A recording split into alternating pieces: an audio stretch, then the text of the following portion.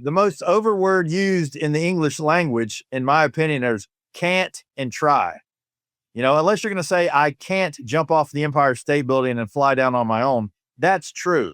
But I can't make it to the thing this weekend. No, you just don't want to. Just say that. I just can't get myself to diet. No, you just don't want to. I can't get up at 5 o'clock in the morning and do cardio to help with it.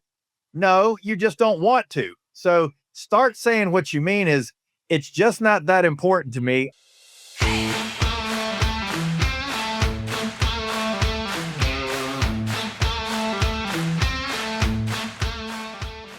Hello, everybody. This is Larry Weidel at the Big Hitter Podcast, and I'm here with my son, Adam. And as usual, we're talking about winning. Hello, Adam. Good afternoon. Hey, one thing, Adam, that I wanted to ask you about is, people wonder how they start exerting themselves to move forward in their life. It's like, what steps should I take? What should I do? People are always looking at, well, what do I do? Well, one thing is stop tolerating sorriness in your life. The lesson for today, I would say, is stop tolerating less. It's a matter of settling. And so, if we're going to cut through the noise and talk about what it really takes to win, one thing is, if you're tolerating sorry, you don't get what you want in life, you get what you tolerate. If you tolerate lateness, you're going to be late. If you're making excuses and it's fine for you that you're late, everybody's going to be late like you. You set the example for everybody around you. And if you tolerate sloppiness, your standards go down. And so, one thing about being a big hitter, a winner, is you got to set the tone. You got to set the tone with what you do. And one thing is what you tolerate. What's the acceptable standard? And how have you seen that play out? I think if you give yourself permission to give others excuses about why you're not getting things done that you want to, that's a bad habit to get into. If people hear you giving excuses, that gives them permission to give excuses. But if they're watching you, if they're following you, if you follow through with everything, never giving excuses, never putting up with excuses, never wanting to hear excuses, that kind of takes the option off the table for them as well. So you kind of have to lead by example as far as that goes. It's kind of obvious. If you tolerate, you got to be the example. You got to set the standard first with yourself. You can't ask people to do things that you're not doing. And if you show up late, it's a little hard for you to be on their case when they show up late. When you miss deadlines, it's a little hard for you to jump down their throat when they miss a deadline. And so the deal is, people wonder, well, I don't want to be mean. I want to be kind. I want people to like me. Yeah, but you also want to get the job done. It's like, is this the girls' glee club? Is this the crochet circle where we sit around and tell jokes? We make pimento cheese sandwiches for each other and have a happy time? Or are we doing this for recreation? Or are we doing this for a business? In business, you got to make money. In a business, you got to get things done in a time frame, or you're going to be out of business. And as you transform yourself from someone who's just going through the motions to someone who's getting things done, you develop that kind of instinctive intolerance for sorriness, because you've taught yourself it's all right to make those excuses, but it doesn't work. So, the deal is, you learn by turning yourself into where you start to accomplish the things you actually start. You learn that drama, distractions, excuses don't cut it in the business world, because it's going to affect your results. And, especially if you're running a company, you got people depending on you. If you're going to have any success in life, you're going to have people depending on you, and they depend on you to perform. And you got to set the tone, set the standard. And the moment you lower that bar, you start slipping. I'm not saying you never make an exception, but once that bar starts to slow down, it's like on a diet. Once you make, you get that one little sugar snack in there. The trouble is, error is contagious. Sorriness is contagious. And part of your job is to make a stand against disease. And, I remember Tim Tebow, when he was such a maniac in, college and pro football, a great example of why he was so dogmatically positive all the time. And they asked him, why are you so positive? He said, well, let me tell you this. He said, when I go in the locker room, I know this: negative attitude spreads, positive attitude spreads. And I know if I don't, the natural thing that's going to be in there, if I don't take a stand for positive, it's going to be negative. It's a lot easier to be negative and complain and make excuses in the locker room than it is to be positive and have everybody pumped up. And he said, if we don't go out of that, when we go out on the field, if we're not pumped up and we're not positive, he said, we're going to get our butts beat. And I don't like getting beat. So I said, one thing I know for us to be at our best, I've got to be positive. It's got to start with me because he was the quarterback. And so, leaders have got to be unapologetically, dogmatically positive to take a stand for that, or you're going to be swimming in a sewage of excuses and failure in your company, and you're not going to last long. So, it's a matter of people wonder, what do I do? What do I do, to start winning? Well, one thing is you got to set a standard.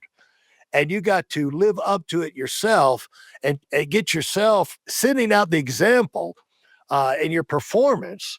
And then you got to expect that out of others. And so if you wonder what to do, start raising the bar, start moving it up, start being more productive, start being more specific, stop tolerating excuses. It's like, I love you. I understand what you're going through. Unbelievable. But, we got a business to run. And if you can't be here, because you got emotional burden right now, you got to go home and come back when you're ready to play. Because right now we got things to do here right now. And our mind has got to be on getting things done rather than comforting and bearing you up and, with what you're going through. And so it's not going to be great if we go under and everybody lose their job because we're spending all our time patting you in the back. So you got to pull your little red wagon. We've all got to pull our little red wagon, and that tone and expectations got to come from the top. 100%. You got to lead by example. You have to be out there, lead from the front, encourage the ones in the back. The ones that don't want to keep up get left behind. You can, all you can do is all you can do. I heard somebody say one time, if you take two seeds that look exactly the same, you put them in the ground, you water them, sun, fertilize, everything else. One grows up as an oak tree, one grows as a squash. There's nothing you're ever going to be able to do to make that squash the oak tree. And there's nothing you're going to be able to stop the oak tree to where it becomes a squash. So all you can do is provide the right environment, provide the right leadership, and see who blossoms out of those scenarios. Because when it ultimately comes down in your life, in your business, in your world, if you're the leader, you got to make positive things happen one way or the other. And so don't be afraid to take a stand for what's right, what's necessary. And you learn what's right and what's necessary by getting yourself on a winning track and keeping yourself on a winning track. So that's what you do, folks. You let people know what's acceptable and not acceptable. And eventually over time, you get a group of things we call the non-negotiables that, like, there's certain things we'll tolerate, certain things we will not tolerate.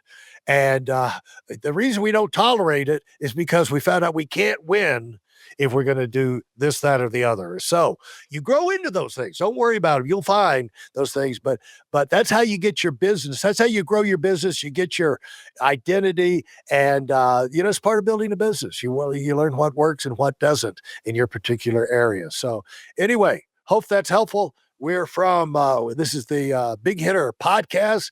It's fun talking about winning. It's fun talking about winning in life. It's fun talking about winning in business. And it's fun talking about the things you can do for yourself and others because you put yourself through these changes and you learn these strategies and these skills. So come see us over at the Big Hitter community. Let's talk about winning and let's talk about making you unstoppable, everybody. The idea is if you're going to make your life count, enjoy life, you've got to have you got to at least think right. And the first step, there's the whole thing behind everything I do is getting people to understand winning, because winning's a skill. It's like learning how to play chess, but chess, checkers, or whatever. There are moves, there's strategies, there's things you can do. You can be proactive. You don't have to sit there like a punching bag and be punched by life. But that's what's going to happen to you unless you fight back. You got to learn how to fight back in life. And even beyond that, you've got to learn how to mobilize your resources and head in the direction you want to go with your life, your hours, your friendships, the activities you do that would get you in a place where you like it. You're happy, you're enjoying it, and you're around people that enjoy similar things to yourself. It relates to everything, where you live, all of it. And so the deal is, first step on becoming unstoppable is you got to have your mind made up about winning. And if I were to, to me, Adam, winning is like we've talked about before, is progress.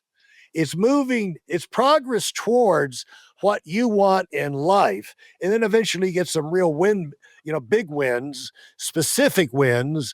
And, you achieve the goal, get a promotion, win a championship, get a pay raise, whatever, build a business and sell a business.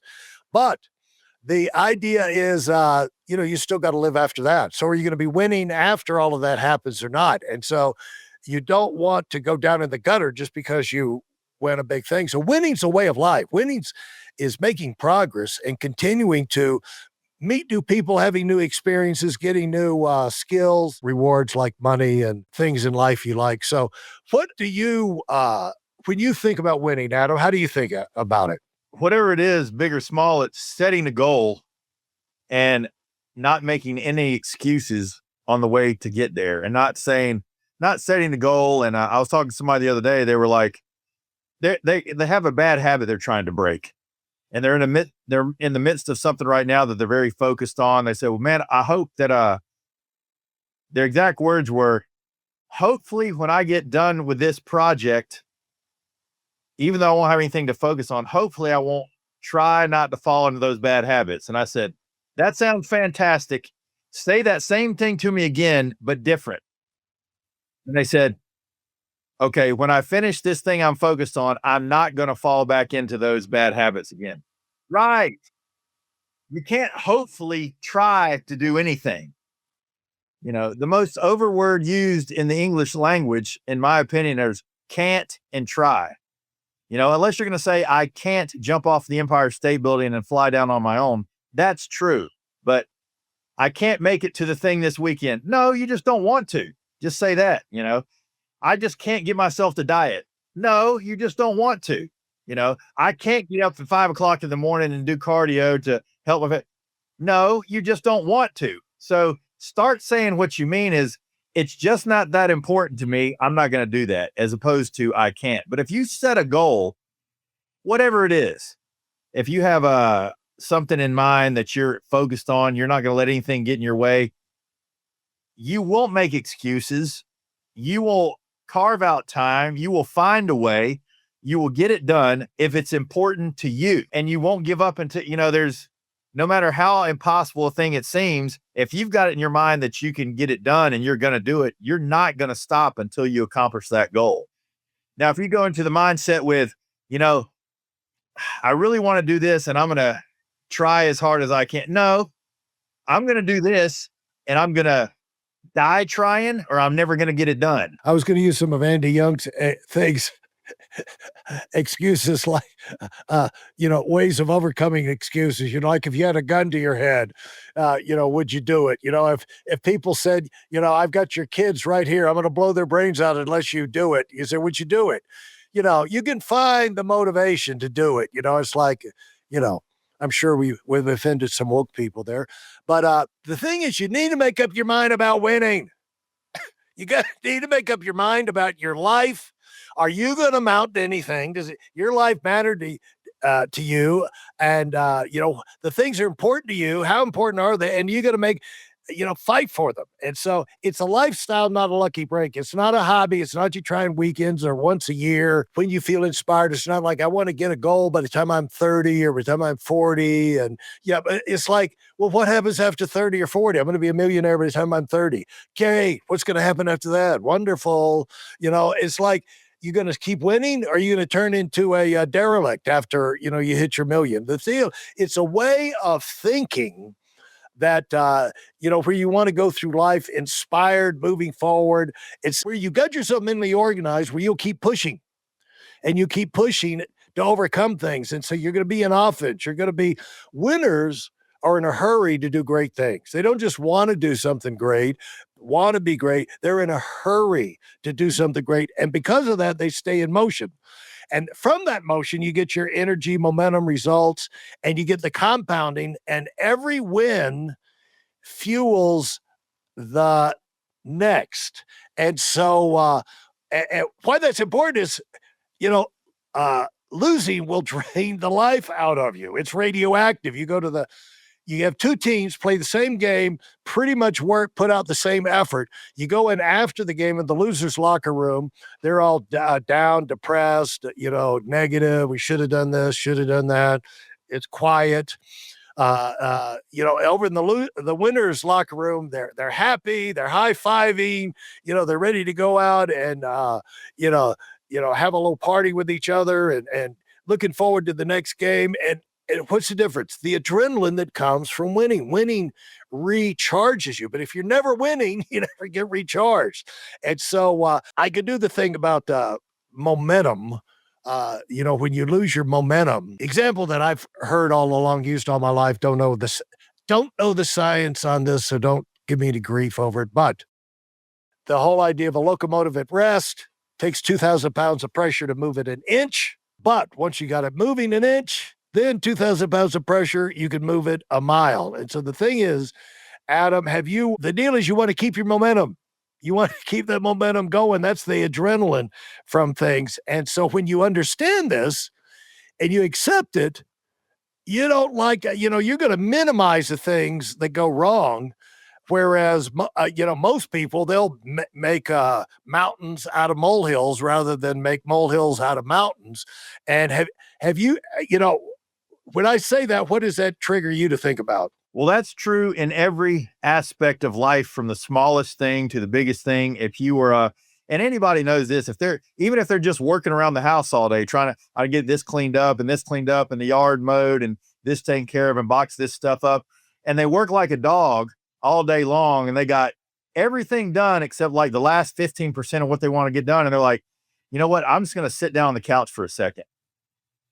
Well, as soon as you stop that moment, as soon as you sit down and feel the air conditioning, have yourself relax for a minute, it is nearly impossible to try to get yourself up off the couch. It's almost like you're Velcroed to the couch. It's like, yeah, I can't get back up. But once you are starting on these projects, unless you follow all the way through, most of the time you never end up finishing. There's millions of weekend projects of people working something on their house or redoing a car, or rebuilding a thing. They're working.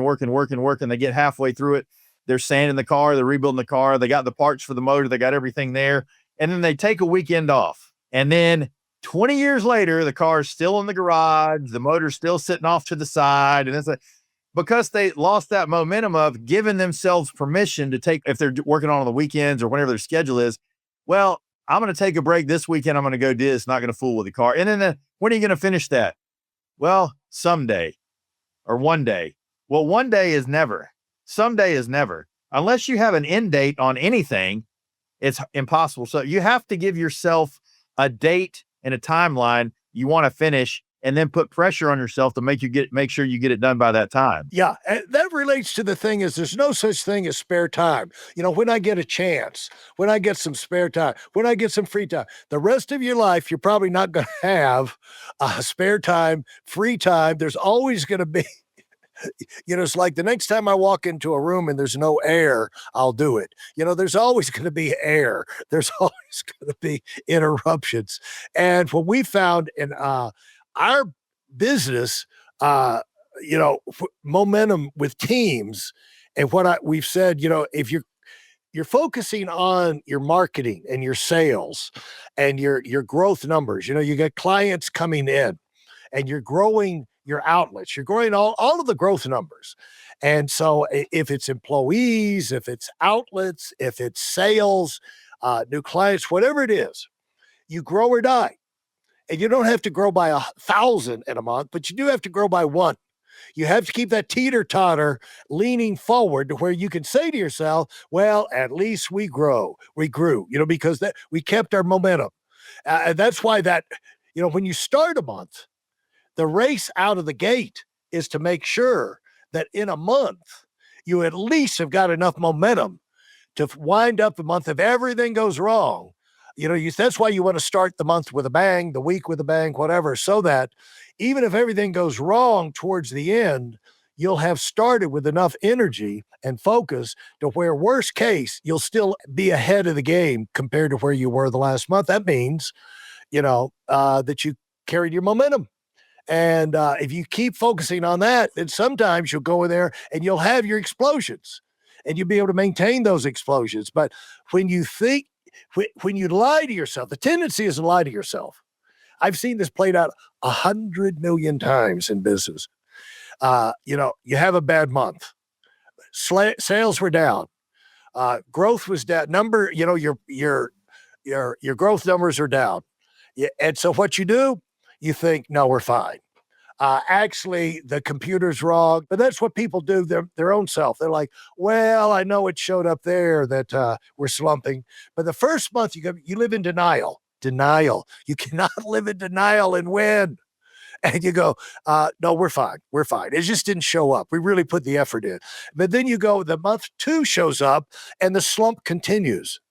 And now you're going, well, a little harder to keep that denial going. By month 3, okay, now panic sets in because denial is not working for you anymore. You've had to admit to yourself that I got a slump. Well, then now you go back to work. In the 4th month, you say, okay, we're going to turn things around. I'm going to get back on my schedule. I'm going to ramp back up my activity. And it's in the 5th month before the extra results start to show up again. And so that can be, over a 5-week period of time, 5-month period of time, 5-year period of time. But that's usually how the cycles go. It's usually a 5 cycle slump you go through. And you cannot let that happen. Even if the progress is just a little bit, you cannot slow down. Adam, even the Beatles, that's one thing George Harrison and even Paul McCartney said they learned from John Lennon, because Lennon and McCartney, greatest songwriters of the last 100 years or something. But John Lennon, for all of his weirdness, he had one thing. Once he started a song, he would not quit until he finished. And that's what he said. Keep going, finish it. We got it on our mind. He had learned I don't know where he learned it. He never said where he learned it, but if they got started on a song, they were going to finish the darn thing. And that's what, it's funny how these principles of winning play out in all kind of different walks of life. That winning is winning. Thinking the right way plays out so many different areas of your life. And you could try and experiment with it, but once you learn how to win, the great thing is you can win in just about everything you do. So when you hear that, how have you seen that played out? Well, like you said, people just want to give themselves excuses. If there's something, and a win is anything that you you complete. You don't have to win a big game or win that, but something you set out to do and accomplish. There's certain things that are non-negotiable in your life that you're going to get done no matter what happens. And then there's things that you allow to slide or whatever. Even things as simple as, I've done a lot of landscaping around my house, and I have a guy I work with. He's fantastic. He's done all kind of things all over the state and all over the South, but I've had him at my house a few different times over the past few years, and we'll be working on a big project, putting in rocks, putting in things, and it'll be almost completely done. And it's like, all right, well, we ran out of time. I got to do this. I'm going to come back next week and we'll put in this dirt here and finish that. Every time that happens, it's like a year or 2 later before he comes back, or there's still stuff that hasn't got finished that we're going to get done the next week or the next day. Now, that's not something I necessarily have control over because he's helping with some things. But if you allow yourself mentally to not follow through, that will happen. I've seen guys multiple times in the years in the gym, for example, guys there, they'll be going for some kind of record. They're a bench press, a squat, a deadlift, or something like that. And they're in there and they get hyped up. And multiple times, guys are just talking or whatever. And they're like, man, I'm not going to be able to pull that. I'm like, anytime that's out, I'm like, stop, go over there in the corner, visualize yourself repeatedly completing that lift and getting it done. Come back over here. Don't talk to anyone, lock in, and don't stop pulling or pushing till you get it done. But if you walk up to the bar and be like, there's no way I'm going to get this, then you're not. You've already told yourself you're not going to complete it. If you set yourself a goal financially or business-wise or whatever, and you say, man, I'd really like to do that, but I probably this, probably. You cannot want yourself to a win. You can't want yourself to weight loss. You can, like you said earlier, I want to be a millionaire by age 30. You can't want yourself to $1 million. If you could want yourself, everybody would have it. You have to put the action in mentally and physically and get it done. That's why words are so cheap and actions, show people's true character. Well, the thing is, you're much more like, but this is a skill. I mean, when not only did that person, you went through that, they learned, they got that, they did their lift, but they learned how to keep moving forward, getting stronger, breaking new barriers. That's the whole thing. It's like, helping a person, give them a fish or teach them to fish. What we're talking about here, teaching people how to win.